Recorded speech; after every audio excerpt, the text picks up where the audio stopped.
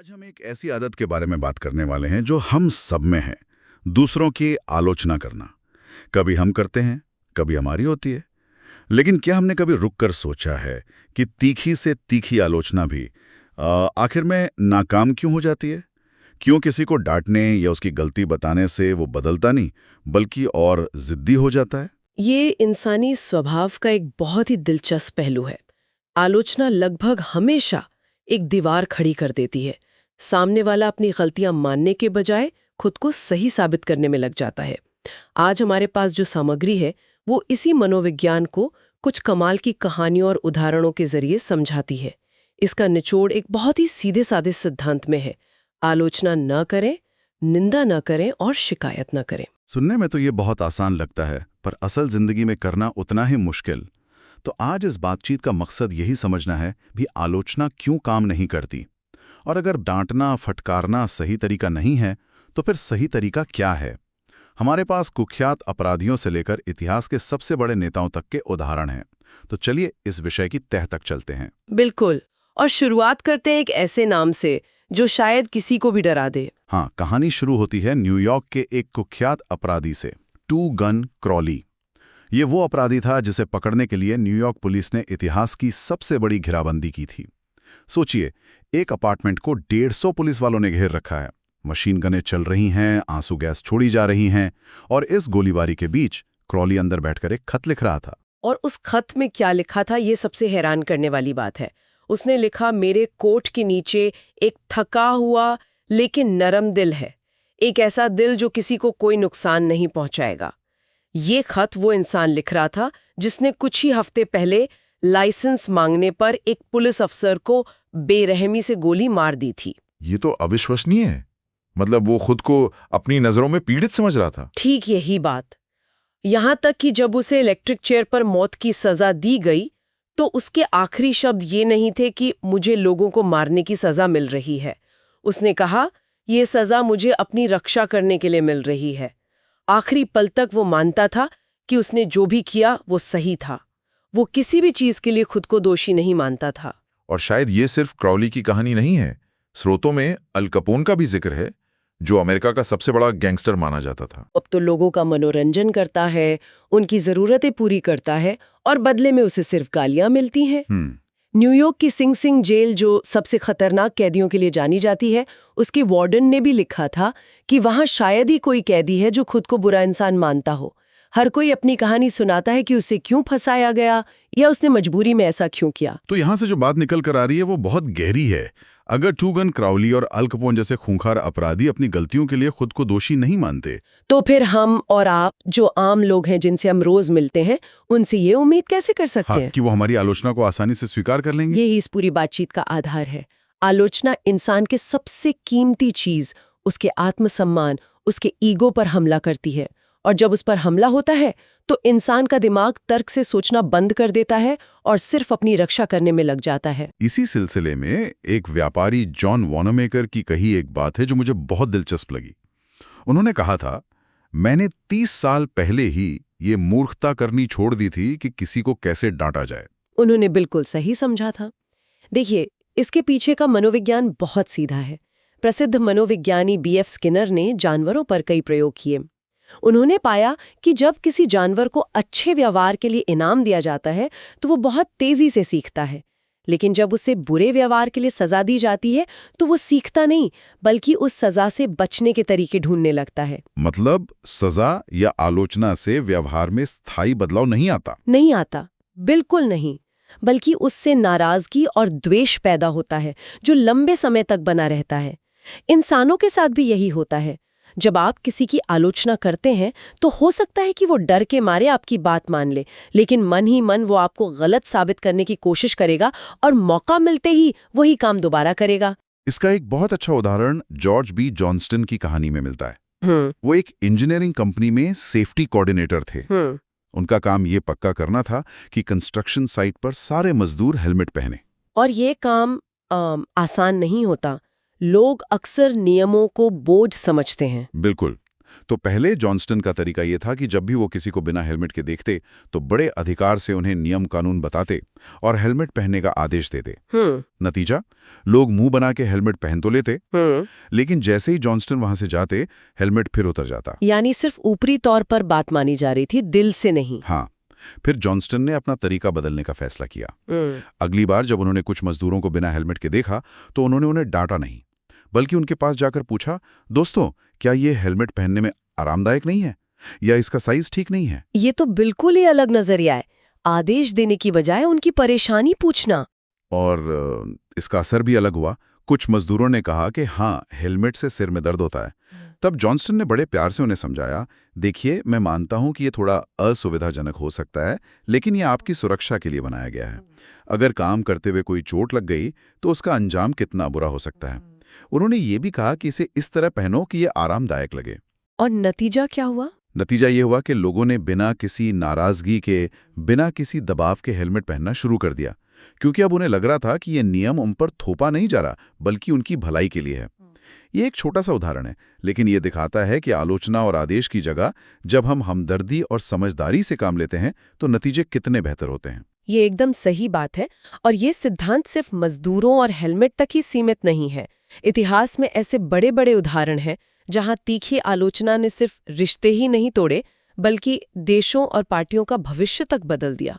आप Theodore Roosevelt और राष्ट्रपति टैफ्ट के झगड़े की बात कर रही हैं ना? हाँ, रूजवेल्ट राष्ट्रपति पद से हटने के बाद जब वापस लौटे तो उन्हें अपने उत्तराधिकारी राष्ट्रपति टैफ्ट की नीतियां बिल्कुल पसंद नहीं आई।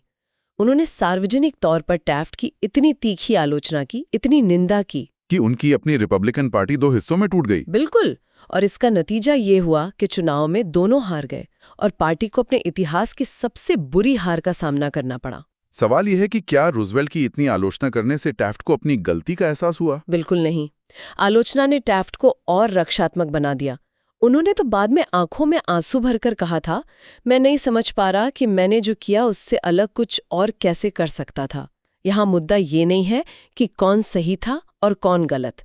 मुद्दा ये है कि आलोचना ने टैफ्ट का नजरिया नहीं बदला, बल्कि उन्हें सिर्फ खुद को सही ठहराने पर मजबूर कर दिया। ऐसा ही एक और मामला टीपॉट डोम तेल घोटाले का है। जी। एल्बर्ट बी फॉल, जो उस समय मंत्री थे, उन पर बहुत गंभीर आरोप लगे थे। जी, उन्होंने सरकारी तेल के ठेके अपने एक दोस्त को दे दिए और बदले में उससे $1 लाख का कर्ज लिया, जो असल में एक रिश्वत थी। इस घोटाले पर पूरे देश में हंगामा मच गया। अखबारों ने, नेताओं ने, सब ने फॉल की जमकर निंदा की। उन्हें जेल भी हुई, लेकिन क्या उन्होंने कभी अपनी गलती मानी? स्रोतों के अनुसार तो कभी नहीं। कभी नहीं। बल्कि उनकी पत्नी ने गुस्से में कहा था कि उनके पति ने किसी को धोखा नहीं दिया, बल्कि दुनिया ने उन्हें धोखा दिया और सूली पर चढ़ा दिया। ये सारे उदाहरण एक ही बात साबित करते हैं, गलती करने वाला इंसान खुद को छोड़कर बाकी सबको दोषी ठहराता है। इसलिए कहा जाता है कि आलोचनाएं घर वापस आने वाले कबूतरों की तरह होती हैं। आप उन्हें दूसरों पर छोड़ते हैं, लेकिन वे हमेशा लौटकर आप पर ही आ जाती हैं। लेकिन अगर आलोचना इतनी ही खतरनाक और बेकार है तो कोई इससे बचा कैसे रह सकता है? क्योंकि गलतियां तो होती हैं, उन्हें सुधारना भी जरूरी है। इस कला में महारत हासिल करने का शायद सबसे अच्छा उदाहरण अब्राहम लिंकन है। हाँ, लेकिन लिंकन हमेशा से ऐसे नहीं थे, ये जानना बहुत जरूरी है। अपनी जवानी के दिनों में लिंकन लोगों की आलोचना करने में, उनका मजाक उड़ाने में माहिर थे। वो खत और कविताएं लिखकर लोगों पर तंज कसते थे और उन्हें नीचा दिखाते थे। और एक बार तो ये आदत उन पर बहुत भारी पड़ गई थी। बहुत भारी। उन्होंने एक घमंडी और गुस्सैल राजनेता जेम्स शील्ड्स का मजाक उड़ाते हुए अखबार में एक गुमनाम पत्र छाप दिया। पूरे शहर में शील्ड्स का मजाक बन गया। जब शील्ड्स को पता चला कि ये लिंकन का काम है तो वो गुस्से से आग बबूला हो गया। उसने लिंकन को ढूंढ निकाला और उन्हें तलवार से लड़ने की चुनौती दे दी। तलवार से लड़ने की? ये तो बहुत गंभीर बात थी। उस जमाने में ये सम्मान की बात होती थी। लिंकन लड़ना नहीं चाहते थे, लेकिन मना भी नहीं कर सकते थे। आखिरकार उनके दोस्तों ने बीच बचाव करके लड़ाई को टाला, लेकिन इस एक घटना ने लिंकन को जीवन का सबसे बड़ा सबक सिखाया। उन्हें समझ आया कि लोगों के आत्मसम्मान से खेलना और उनकी आलोचना करना कितना खतरनाक हो सकता है। और इस घटना के बाद लिंकन पूरी तरह बदल गए। पूरी तरह। उन्होंने उस दिन के बाद फिर कभी किसी का सार्वजनिक रूप से अपमान नहीं किया। उन्होंने आलोचना की कला को छोड़कर लोगों को समझने की कला को अपना लिया। इसका सबसे बड़ा उदाहरण अमेरिकी गृह युद्ध के दौरान गेटिसबर्ग की लड़ाई के बाद देखने को मिलता है। जब उनके जनरल मीड ने दुश्मन की सेना को भागने का मौका दे दिया था। हाँ, दुश्मन की सेना बुरी तरह हार चुकी थी और बारिश की वजह से नदी में फंसी हुई थी। लिंकन ने जनरल मीड को बार बार आदेश भेजे कि फौरन हमला करो और युद्ध को हमेशा के लिए खत्म कर दो। लेकिन मीड ने हिचकिचाहट दिखाई और हमला नहीं किया। जब तक उन्होंने हमला करने का फैसला किया, तब तक दुश्मन की सेना नदी पार करके भाग चुकी थी। लिंकन को तो बहुत गुस्सा आया होगा। ये युद्ध खत्म करने का सुनहरा मौका था। वो गुस्से से पागल हो गए थे। उन्होंने अपने बेटे से कहा, इसका क्या मतलब है? हम उन्हें अपनी मुट्ठी में कर चुके थे और हमें सिर्फ हाथ बढ़ाकर उन्हें पकड़ना था। उन्होंने गुस्से में जनरल मीड को एक बहुत ही कठोर पत्र लिखा। उसमें ऐसी बातें लिखी थीं जो किसी भी जनरल का करियर और आत्मसम्मान हमेशा के लिए खत्म कर सकती थी। उन्होंने लिखा, आपका सुनहरा अवसर चला गया है और मैं इसकी वजह से बेहद दुखी हूं। लेकिन उन्होंने वो पत्र कभी भेजा नहीं। कभी नहीं। वह पत्र लिंकन की मौत के बाद उनके कागजों में मिला। अब सवाल ये उठता है कि उन्होंने ऐसा क्यों किया? शायद उन्होंने खुद से पूछा होगा, एक मिनट रुको, इतनी जल्दबाजी ठीक नहीं। मैं व्हाइट हाउस में आराम से बैठकर हमला करने का आदेश दे रहा हूं, लेकिन मीड वहां युद्ध के मैदान में है। उन्होंने पिछले हफ्ते हजारों सैनिकों को मरते देखा है। हर तरफ खून और दर्द है। शायद उनकी हिम्मत जवाब दे गई हो। अगर मैं उनकी जगह होता तो शायद मैं भी वही करता। तो उन्होंने खुद को मीड की जगह रखकर सोचा। उन्होंने सहानुभूति दिखाई। बिल्कुल। लिंकन समझ गए थे कि ये कड़वा पत्र भेजने से सिर्फ उनकी भड़ास निकलेगी। इससे मीड अपनी गलती नहीं मानेंगे, बल्कि खुद को सही ठहराने की कोशिश करेंगे। उनमें कड़वाहट भर जाएगी और भविष्य में वो एक अच्छे जनरल के तौर पर काम नहीं कर पाएंगे। लिंकन ने अपने कड़वे अनुभव से ये सीख लिया था कि तीखी आलोचना हमेशा व्यर्थ होती है। ये एक बहुत शक्तिशाली कहानी है। तो अब सवाल ये उठता है कि अगर आलोचना नहीं तो फिर क्या? अगर कोई गलती कर रहा है तो एक इंसान को क्या करना चाहिए? इसका जवाब है, दूसरों को बदलने की कोशिश करने से पहले खुद से शुरुआत करनी चाहिए। दूसरों की आलोचना करना बहुत आसान है, लेकिन खुद को समझना और दूसरों को माफ करना, इसके लिए चरित्र और आत्मनियंत्रण की जरूरत होती है।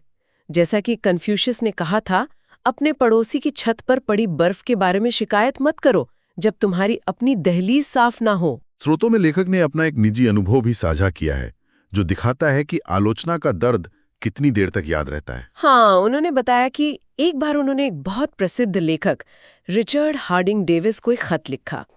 अब डेविस को प्रभावित करने के चक्कर में उन्होंने खत के नीचे लिख दिया, लिखवाया गया पर पढ़ा नहीं गया, ये दिखाने के लिए कि वो कितने बड़े और व्यस्त आदमी हैं। और डेविस को ये बात पसंद नहीं आई। बिल्कुल नहीं।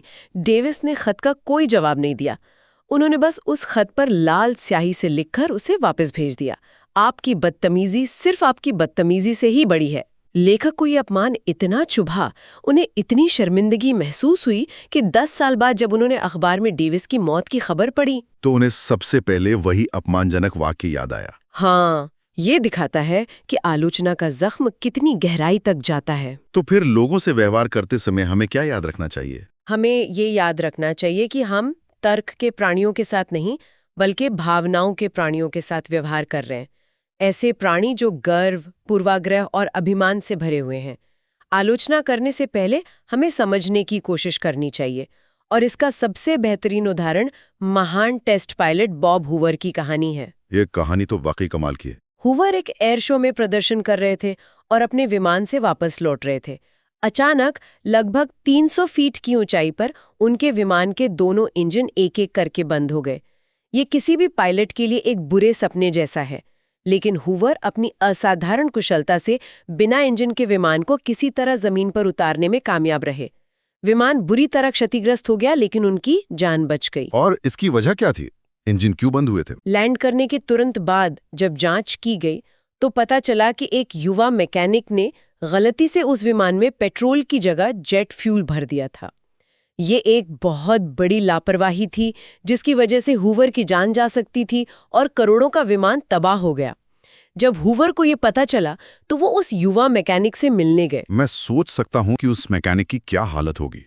वो जरूर बहुत डरा हुआ होगा। वो अपनी गलती पर फूट फूट कर रो रहा था। उसे पता था कि उसने कितनी बड़ी गलती की है। हूवर जैसे ही उसके पास पहुंचे वो और भी सहम गया। उसे लगा कि अब उसे बहुत डांट पड़ेगी, शायद उसकी नौकरी भी चली जाएगी। लेकिन हूवर ने उसे डांटा नहीं, एक शब्द भी आलोचना का नहीं कहा। तो फिर उन्होंने क्या किया? उन्होंने उस मैकेनिक के कंधे पर अपना बड़ा सा हाथ रखा और कहा, ये दिखाने के लिए कि मुझे तुम पर पूरा यकीन है कि तुम ये गलती दोबारा कभी नहीं करोगे, मैं चाहता हूं कि कल तुम मेरे F-51 विमान की सर्विसिंग करो। जरा सोचिए उस मैकेनिक पर इस बात का क्या असर हुआ होगा।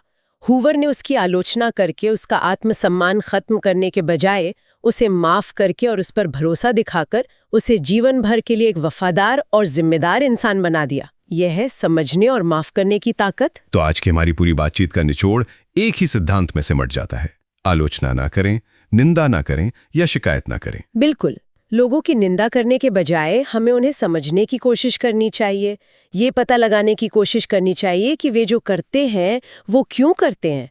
ये आलोचना करने से कहीं ज्यादा फायदेमंद है। और दिलचस्पी, जब हम समझने की कोशिश करते हैं तो हमारे अंदर सहानुभूति, सहिष्णुता और दयालुता पैदा होती है।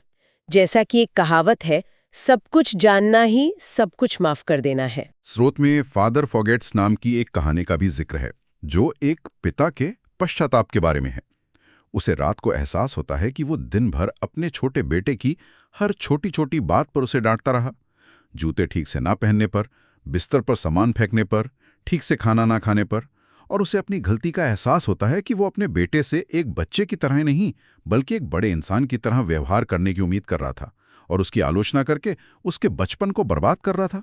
और ये हम सब कहीं ना कहीं करते हैं। अंत में डॉक्टर जॉनसन का एक विचार है जो सोचने पर मजबूर करता है। उन्होंने कहा था, ईश्वर भी इंसान का न्याय उसके जीवन के अंत तक करने का इरादा नहीं रखता, तो फिर हम और आप कौन होते हैं किसी का न्याय करने वाले?